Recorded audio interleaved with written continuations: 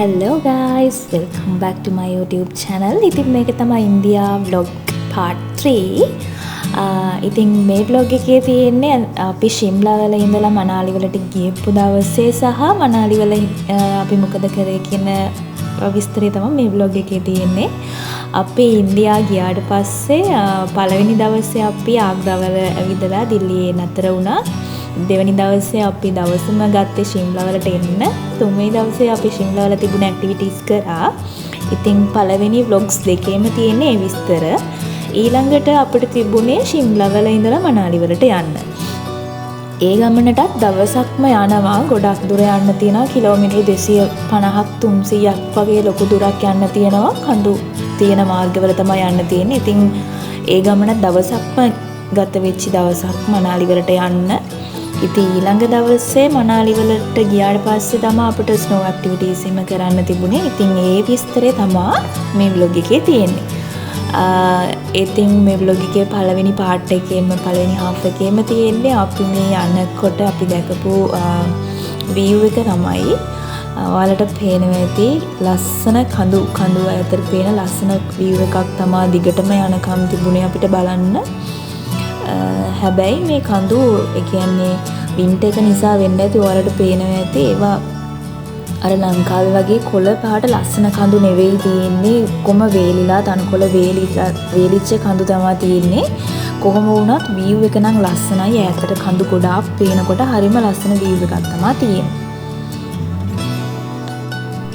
අපි දන්නේ නැති වුණාට ඉතින් ශිම්ලා මනාලි යනවා කියලා හිතුවාම අපිට මුලින් හිතෙන්නේ දන්නේ නැති නිසා ළඟයි. ඒක ලේසි කියලා ඇත්තටම එහෙම නෑ. ශිම්ලා මනාලි ටුවර් එකක් කියලා කියන්නේ ඇත්තටම යන්න එන්න ගොඩාක් ලොකු වෙලාවක් යනවා. ඉතින් ඒකට ටයිම් තියාගෙන අපි ගියාම තමයි අපිට අනිත් ඇක්ටිවිටීස් කරන්න මහන්සියක් නැතිව කරන්න පුළුවන් වෙන්නේ. ඉතින් අපි මේ ටුවර් එකේ අපිට දවසක් යන්න දවසක් එතන නතර වෙලා ඇක්ටිවිටි කරන්න පුළුවන් විදියට ප්ලෑන් කරලා තිබුණේ හින්දා අපිට එච්චර මහන්සියක් නැතිව අපිට ඕනි දේවල් කරගන්න ඇවිදින්න ටයිම් එක තිබුණා. ඉතින් එහෙම වෙලත් අපිට සමහර තැන් මිස් වුණා, බලන්න බැරි වුණා. අපිට shopping කරන්න පොඩ්ඩක් ශිම්ලා වල ටයිම් එක මදි වුණා. ඉතින් ටයිම් එක මැනේජ් කරන් යනකොට තමයි අපිට අපේ ගොඩක් දේවල් කවර් කරගන්න පුළුවන්. ට්‍රිප් එකකදී සාමාන්‍යයෙන් අපි ප්ලෑන් කරන හැමදේම බලන්න බැරි වුණත් ටයිම් එක අපි හරියට මැනේජ් කරගත්තොත් අපිට ගොඩාක් දේවල් කවර් කරගන්න පුළුවන්. අපි පැය ගාණක් එක දිගට ආව නිසා ඩ්‍රයිවර් මහන්සි නිසා අපි මේ වගේ පොඩි තැනක නතර කරා. එතනින් ඩ්‍රයිවර්ට එකක් එම බීලා අපි ආපහු යන්න පිටත් වුණා. ඉතින් ඔන්න ඔයාලට පේනවා ඇති මේ ලොකු බැටළුව රංචුවක් හිටියා. මේක වීඩියෝ කරගන්න ඇත්තරම් පහු වුණාට පස්සේ තමයි මට වීඩියෝ කරගන්න පුළුවන් වුණේ.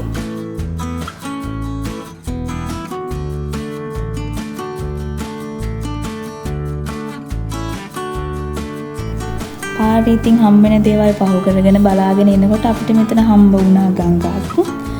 ඉතින් එතන යාලා මං හිතන්නේ ඒක නතර කරලා ඩෑම් එකක් වගේ හදලා වතුර පොඩ්ඩක් එතන නතර කරගෙන තියාගෙන ඉන්නවා වෙන්න ඕන. නැත්තම් කියන්නේ අපි දැකපු ගඟේ වතුර එච්චර ගලන්නෙත් නැහැ. ඒක හිඳිලා වගේ තමයි තිබුණේ. මෙතන වතුර ගොඩාක් තිබුණා එකතු වෙලා. ඉතින් මේවත් බලාගෙන අපි ඉස්සරහටම ගියා.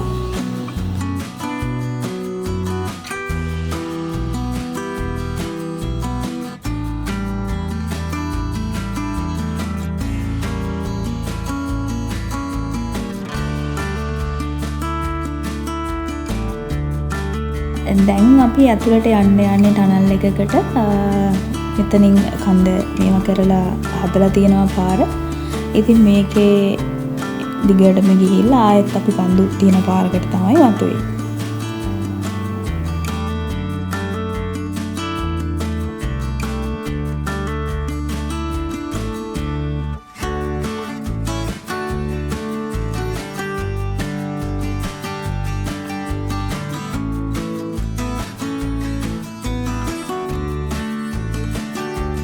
මෙතන තමයි අපි ලන්ච් එකට නතර කරේ. මේක මට මතක විදියට රාජා හොටෙල් කියලා තියෙන්නේ. වෙජ් නන් වෙජ් දෙකටම යාලා හොටෙල්ස් දෙකක් තියෙනවා.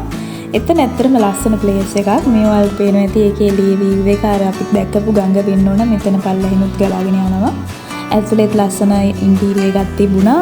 කෑමත් රසට තිබුණා.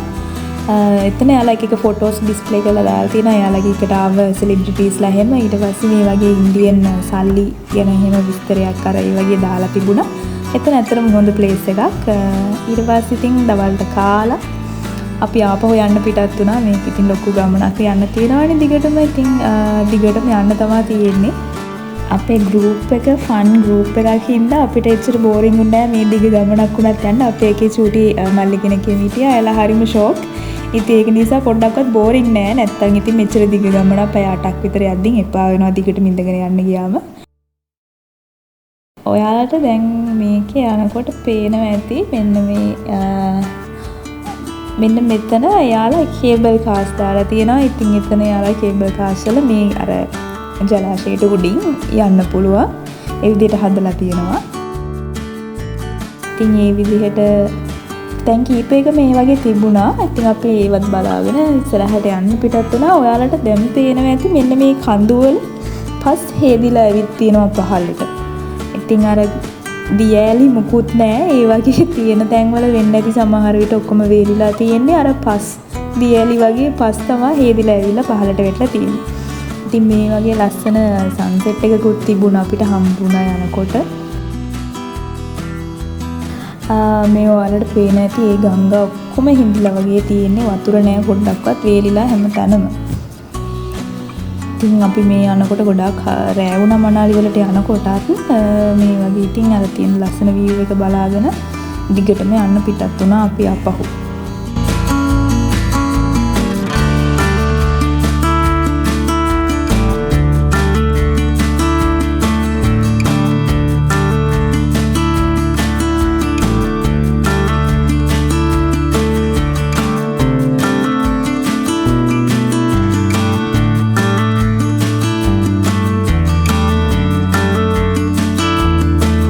ඉතින් මේ විදිහට අපි අපේ මනාලි වල අපිට නතර වෙන්න තිබුණ හොටෙල් එකට ගියා. අපිට හොටෙල් එකට ගිහපු ඒ ටික වීඩියෝ කරගන්න බැරි වුණා. ඉතින් අපි ඊළඟ දවසේ මොකද කරේ කියලා දැන් බලමු. ඉතින් අද තමයි අපි ෆයිනලි හිම වල සෙල්ලම් කරන්නේ ස්නෝ ඇක්ටිවිටීස් කරන්නේ. ඔයාලට තේරෙන ඇති මේ හිම කඳු හිම වැටිලා තැන් වල කඳු ගොඩක තිබුණා. සමහර කඳු වලට හිම වැටිලා තිබුණා. සමහර ඒවාට හිම වැටිලා නැහැ. කියන්නේ එක පැත්තකට වැටලා එක පැත්තකට නැහැ. ඒ වගේ තමයි තිබුණේ. ඔයාලට පේන්නේ මේ කඳු වල සමහර කඳු වලට සම්පූර්ණයෙන්ම හිම වැටිලාම නැහැ. ඉතින් ඒ වගේ view එකක් තමයි තියෙන්නේ. අපි මනාලි වලින් උදේම හොටෙල් එකේ ලෑස්ති වෙලා පිටත් වුණා. දැන් මේ ස්නෝ ඇක්ටිවිටීස් කරන්නත් වෙන තැනකට යන්න ඕනි.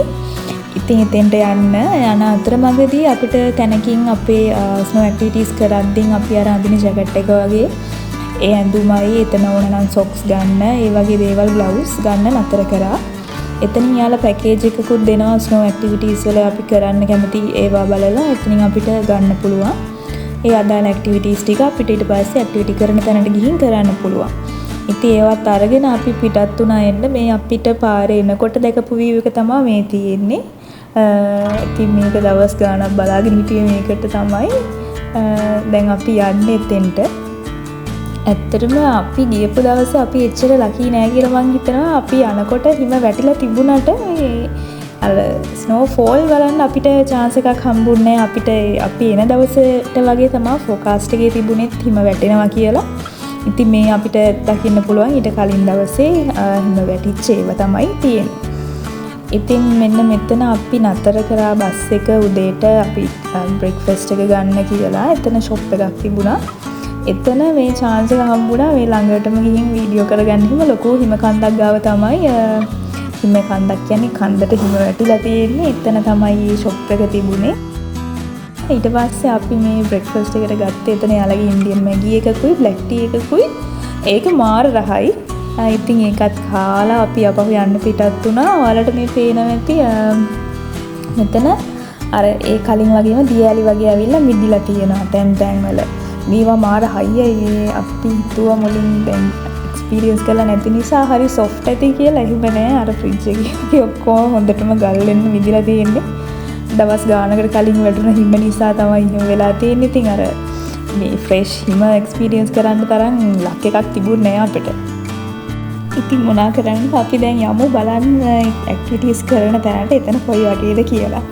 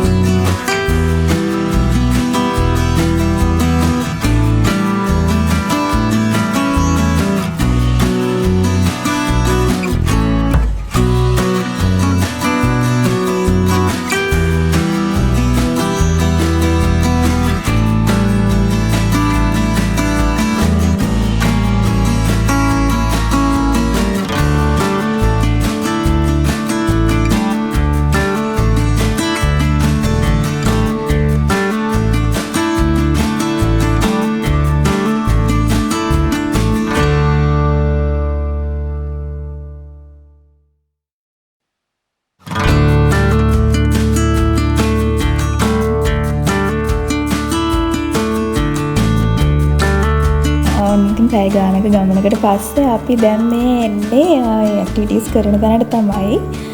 එතනත් අපි බස් එකෙන් ටිකක් දුරට උඩට යන්න ඕන. උඩට ගියාට පස්සේ එතන යාලා හදලා තියෙනවා අර පොඩි ස්නෝ දාලා කොටුවක් වගේ. එතන තමයි ඇක්ටිවිටි කරන්න පුළුවන්. මොකෝ මේ දවස්වල ඉතින් අර අපි හිතුව තරම් වැහෙන්න හිම වැටිලා නැති නිසා යාලා එතන තැනක් හදලා තමයි තිබුණේ.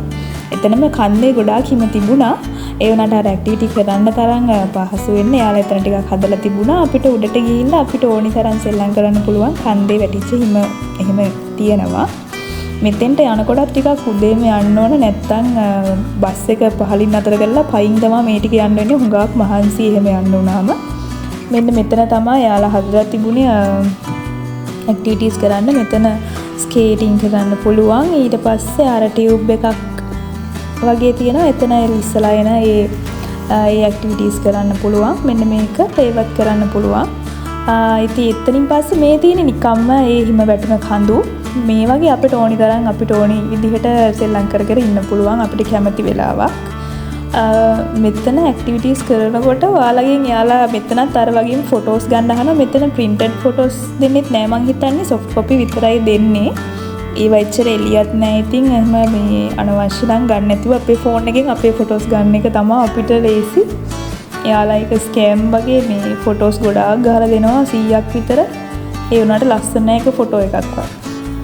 ඉතින් මෙතන අපිට අර හිම ගහගන්න එක සෙල්ලම් කරන්න පුළුවන්. අපිට අපේ ෆන් එක ගන්න මෙතන හොඳටම chance එක තිබුණා. මේක මේ කඳු උඩට නගින එක හරි මහන්සි. නැත්තම් තව උඩට ගියාම මේට වැඩිය ෆ්‍රෙෂ්. දැන් මෙතන ගොඩක් අර ඩස්ට් එක වගේ තියෙනවනේ. එහෙම නෑ ෆ්‍රෙෂ් හිම තියෙනවා. උඩට යන්න මහන්සි. දැන් අපි මේ දවස් වෙනකොට අපේ නහය ඔක්කොම වේලිලා මේ තොල් ඔක්කොම මගේ නම් පැලිලා වගේ තමයි තිබුණේ. හරි අමාරුයි හුස්ම ගන්න. මම මාස්ක් දාලා ඔක්කොම දාගෙන හිටියේ. ඒ තරම් ඒ සීතල අපිට දරා ගන්න අමාරුයි. එහෙම පුළුවන් නම් අපිට කන්ද උඩට නැගලා තව ආසයි නම් යන්න. එහෙම යන්න chance එක තිබුණා. මට හුඟක් මහන්සි නිසා අපි මේ හරිය විතරයි විලවිද හිටියේ. ඉතින් මේ ඇක්ටිවිටීස් ඉවර කරලා අපි ආපහු එන අතරමඟදී තව තියෙනවා අපිට zip line තියෙනවා. මෙතන තව එක ඇක්ටිවිටීස් කරන්න පුළුවන්. මේවා මං හිතන්නේ හිම හොඳට වැටෙන කාලෙට හිම වලින් වැහිලා තියෙන. ඒ වුණාට ඔයාලට පේනවා ඇති අපි ගියපු දවසේ ඉතින් ඉච්චර ලකි නෑ.